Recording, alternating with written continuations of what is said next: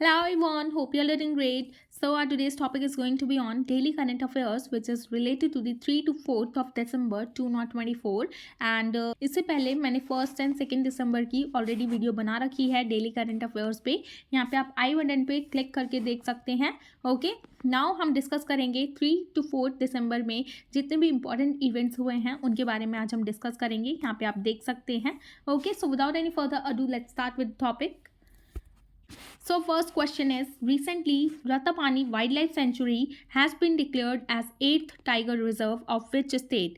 तो recently अभी ये जो रातापानी वाइल्ड लाइफ सेंचुरी है इसको डिक्लेयर किया गया है 8th टाइगर रिजर्व कौन से स्टेट का? तो हमारा करेक्ट आंसर हो जाएगा मध्य प्रदेश। ओके, यहाँ पे हम डिटेल में जान लेते हैं थोड़ा।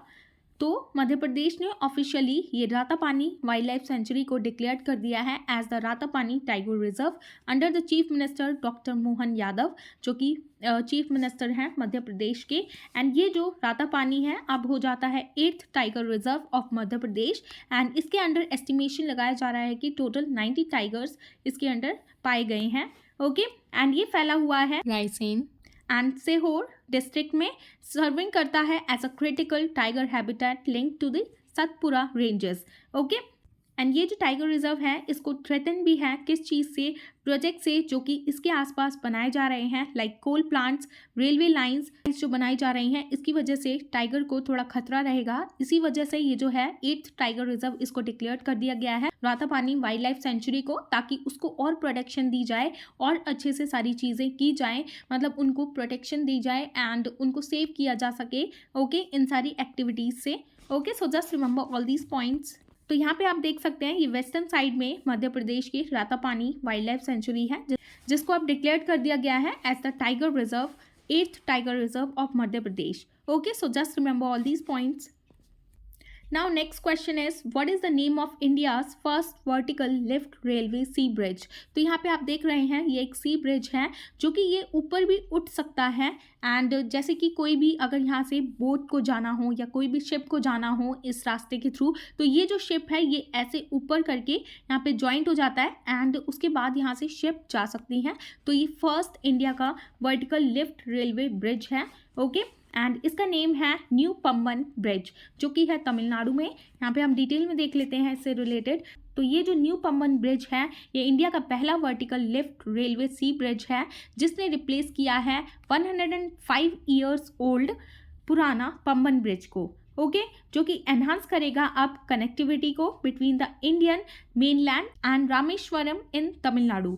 ओके, एंड ये जो ब्रिज है ये बनाया गया है इसके रेलवे इंफ्रास्ट्रक्चर की वजह से एंड इसको डिज़ाइन किया गया है इसके स्पीड के लिए, इसकी सेफ्टी के लिए एंड मॉडर्न ट्रेन कंपैटिबिलिटी के लिए।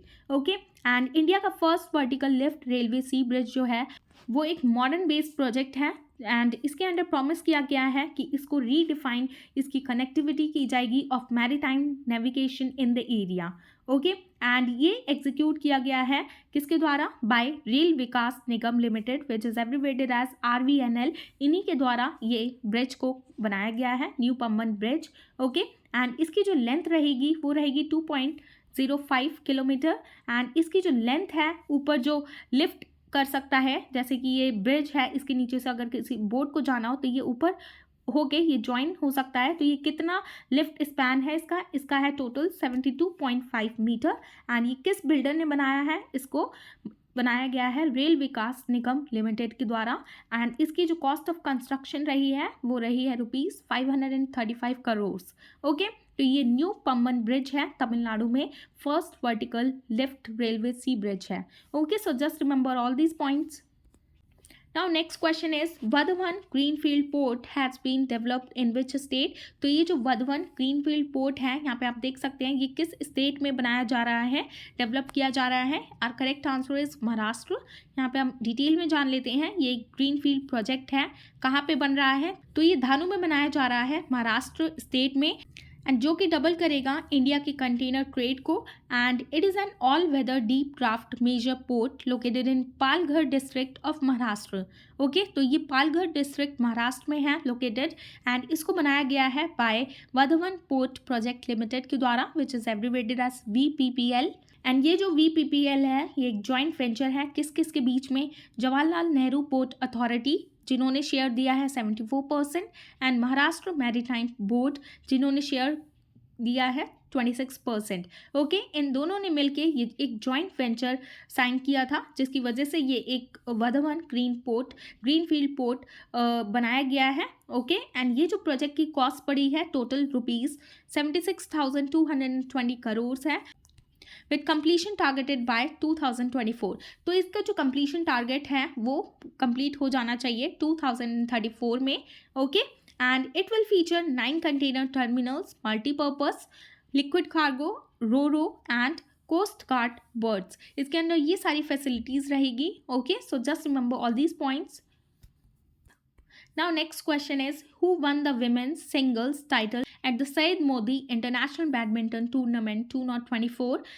तो ये जो है विमेन सिंगल टाइटल कंडक्ट कराया गया था at the Syed Modi international badminton tournament 2024 में। तो इसकी जो विनर रही हैं वो है पीवी संधू। इनके बारे में हम डिटेल में जान लेते हैं।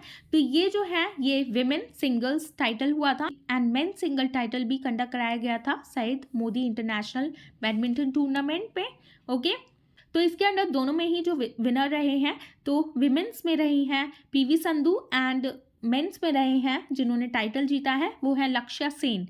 ओके, इन दोनों ने विमेंस एंड मेंस टाइटल जीता है at the 2024 Syed Modi international badminton tournament, and ये मार्क करता है Sindhu's first BWF which simply stands for badminton world federation title. Okay, and जो पीवी सिंधु है इन्होंने हराया है चाइना की वू लू यू को। ओके, कितने स्कोर से? 21-14 से and 21-16 in the finals. And ये जो टूर्नामेंट है ये कंडक्ट कराया गया था बाबू बनारसी दास इंडोर स्टेडियम में, जो कि है लखनऊ में, फ्रॉम नवंबर 26 टू दिसंबर 1, 2024।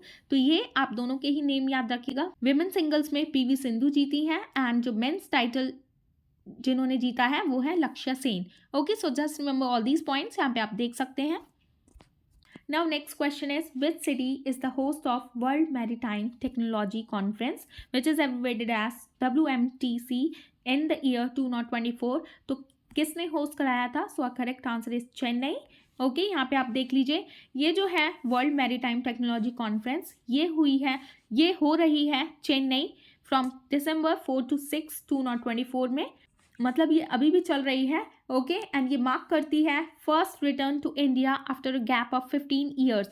मतलब कि ये जो वर्ल्ड मैरीटाइम टेक्नोलॉजी कॉन्फ्रेंस है ये हमारे इंडिया में 15 साल बाद कंडक्ट कराई जा रही है। Okay, with the last addition hosted इन मुंबई 2009 में। ओके, तो इसका जो लास्ट एडिशन हुआ था 15 साल पहले वो हुआ था 2009 में। तो ये जो अब कंडक्ट कराई जा रही है 2024 में चेन्नई में 15 साल बाद पूरे। ओके, एंड ये जो है ये प्रीवियस कॉन्फ्रेंस जो हुई थी 2022 में हुई थी। कहाँ पे हुई थी? कोपेनहेगन में इन अप्रैल 2022 में। ओके, एंड ये जो कॉन्फ्रेंस है ये कवर करता है क्रिटिकल टॉपिक्स को, डिस्कशन किया जाता है उन पे, such as climate change and its sustainability and geopolitical dynamics impacting the maritime industry। Okay, ये सारी चीज़ें इसके अंदर डिस्कस की जाएंगी। एंड ये जो लास्ट एडिशन है ये हुआ था इसका कोपेनहेगन में इन अप्रैल 2022 में, with previous host including Shanghai, Houston and Saint Petersburg. इन लोगों ने पहले होस्ट कर चुके हैं इसको, बट अब जो है हमारा इंडिया होस्ट कर रहा है इसको 2024 में। कहाँ पे हो रहा है ये? चेन्नई में। Okay, so just remember all these points.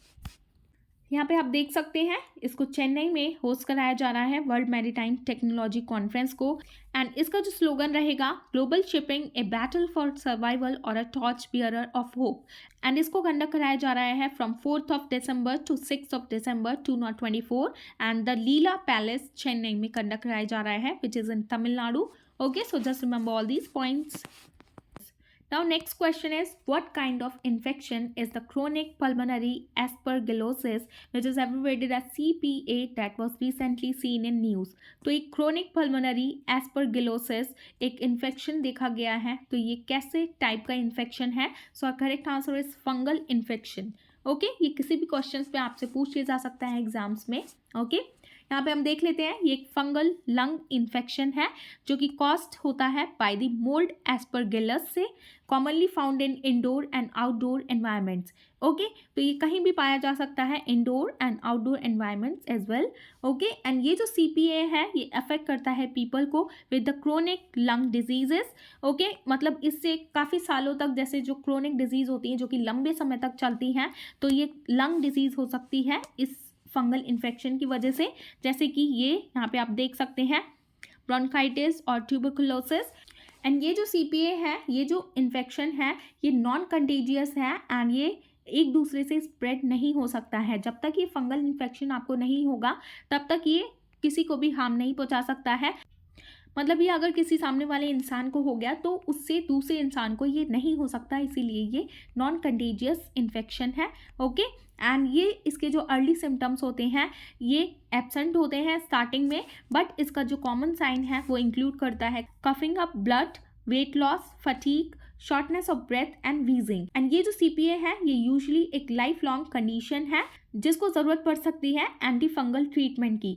मतलब ये लाइफ लॉन्ग ट्रीटमेंट आपका चलता ही रहेगा, एंटी फंगल ट्रीटमेंट। ओके, मतलब इसका क्योर नहीं है, इसका ट्रीटमेंट आपको करना ही पड़ेगा, या तो इसमें सर्जरी की भी ज़रूरत पड़ सकती है to remove fungal masses causing lung bleeding. अगर आपको लंग से ब्लीडिंग हो रही है तो आपको उस केस में सर्जरी की भी ज़रूरत पड़ सकती है।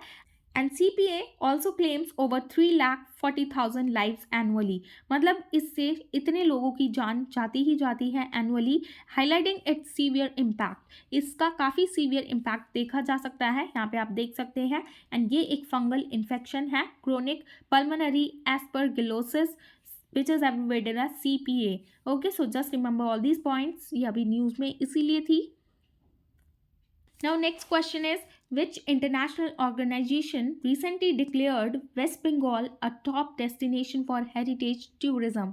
Okay, तो रिसेंटली अभी कौन सी इंटरनेशनल ऑर्गेनाइजेशन ने डिक्लेयर किया है वेस्ट बंगाल को as a top destination for heritage tourism? मतलब कि वहाँ पे हेरिटेज टूरिज्म जिसकी वजह से टूरिज्म बढ़ता है, लोग देखने आते हैं कई तरीके की, जैसे यहाँ पे आप देख सकते हैं फोर्ट्स को, हेरिटेज साइट्स होती हैं उनको देखने आते हैं, तो इस जगह ये कई ज़्यादा होती हैं वेस्ट बंगाल में, तो इसीलिए ये हमारा करेक्ट आंसर हो जाएगा। United Nation Educational, Scientific and Cultural Organization ने डिक्लेयर किया है वेस्ट बंगाल को as a top destination for heritage tourism.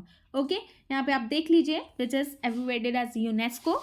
तो यूनेस्को ने वेस्ट बंगाल को टॉप डेस्टिनेशन डिक्लेयर किया है फॉर इट्स हेरिटेज टूरिज्म के लिए।